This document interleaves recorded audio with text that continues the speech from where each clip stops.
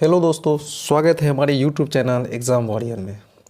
तो बच्चों, मैं आज आपके लिए क्लास 7 का विज्ञान की वार्षिक परीक्षा जो कि मंगलवार को होने वाली है, उसके लिए कुछ महत्वपूर्ण क्वेश्चन लेके आया हूँ। प्रश्न संख्या 1 में है, रिक्त स्थानों की पूर्ति करे भूमि की जल धारण करने वाली परत क्या कहलाती है? तो उसका आंसर होगा भौम जल स्तर। ख में देखते हैं, खाने के सोडे का रासायनिक नाम, यानी खाने वाले सोडा की बात की जा रही है यहाँ पर, सोडियम बाइकार्बोनेट, जिसको खाने वाला सोडा भी कहा जाता है। ग नंबर में है, बायोगैस का उपयोग ईंधन के स्रोत के रूप में किया जाता है। तो इसका आंसर, बायोगैस का उपयोग डैश के स्रोत के रूप में किया जाता है, तो इसका आंसर होगा ईंधन के स्रोत के रूप में किया जाता है। नर एवं मादा युग्मकों को मिलने से डैश का निर्माण होता है। तो इंग्लिश में एक जाइगोट कहा जाता है और हिंदी में युग्मनज कहा जाता है इसको। आपका दोनों आंसर सही होगा, जाइगोट लिख देते हैं या युग्मनज लिखते हैं। आगे प्रश्न देखते हैं, डॉक्टर हृदय की धड़कन मापने के लिए कौन सा यंत्र इस्तेमाल करता है? तो लोग साधारण भाषा में आला कहते हैं और साइंस की भाषा में इसको स्टेथोस्कोप कहा जाता है। आगे देखते हैं,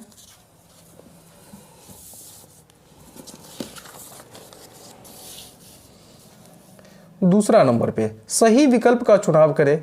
ये आपको 2 मार्क्स का है, 10 नंबर का है। कुतरने में सहायता करने वाली दांत क्या कहलाती है? तो कृंतक कहलाता है। अमरबेल उदाहरण है कौन सा जीव का? तो ये स्वपोषी नहीं होता, ये परजीवी होता है। इसका उत्तर हो जाएगा परजीवी। रेशम प्राप्त करने के लिए रेशम कीट का पालन कहलाता है। तो सेरीकल्चर कहलाता है रेशम कीट का पालन। चौथा में देखेंगे, मछली में श्वसन के लिए अंग है। तो मछली का श्वसन अंग गलफड़ा कहा जाता है, जिसको इंग्लिश में गिल्स भी कहते हैं।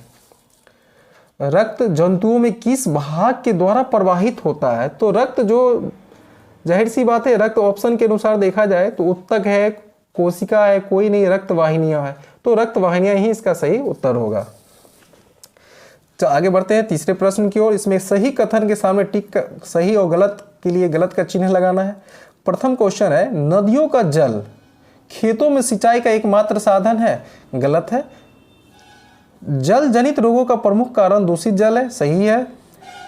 जस्ता लेपित लोहे की पाइपों में आसानी से जंग नहीं लगते हैं। सही बात है। जस्तीकरण एक ऐसी प्रक्रिया जिससे लोहे को जंग से बचाया जाता है।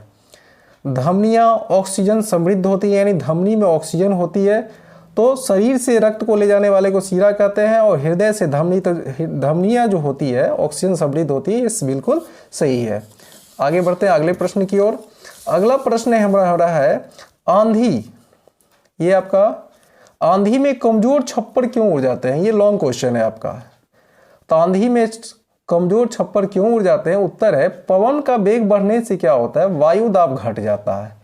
वायु दाब के घटने से छत के ऊपर के वायु दाब छत के नीचे के वायु दाब से बहुत कम हो जाता है। इससे भीतर के उच्च दाब की वायु ऊपर की ओर शक्तिशाली एक बल लगाती है, जिससे कमजोर छप्पर जो होते हैं वो उड़ जाते हैं।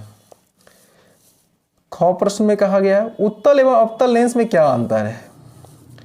उत्तल लेंस बीच में मोटा होता है तथा किनारों पर क्या होता है? पतला होता है।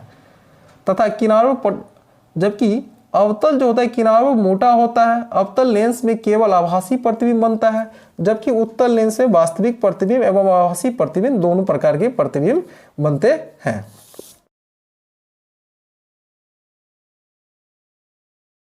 चलते हैं अगले प्रश्न की ओर।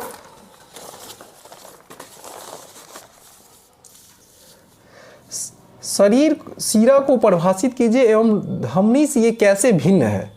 तो देखिए, शरीर के विभिन्न अंगों से अशुद्ध रक्त को लेकर हृदय तक पहुंचती है, उसे सीरा कहते हैं। यानी शरीर से अशुद्ध रक्त को हृदय तक पहुंचाने का काम सीरा का होता है, जबकि धमनी का कार्य होता है यह हृदय से शुद्ध रक्त लेकिन मानव शरीर के अन्य अंगों तक पहुंचाती है, इसे धमनी कहते हैं। दोनों मुख्य अंतर है, एक में अशुद्ध रक्त होता है, दूसरे में शुद्ध रक्त होता है। तो ये प्रश्न जो आपको 5 प्रश्न हैं जो कि फाइनल एग्जाम में 7th क्लास में आ रहे हैं, गेस क्वेश्चन में है। आपको ये वीडियो कैसा लगा और कमेंट में ये जरूर बताएं कि आपको ये प्रश्न आए हैं कि नहीं। Thank you.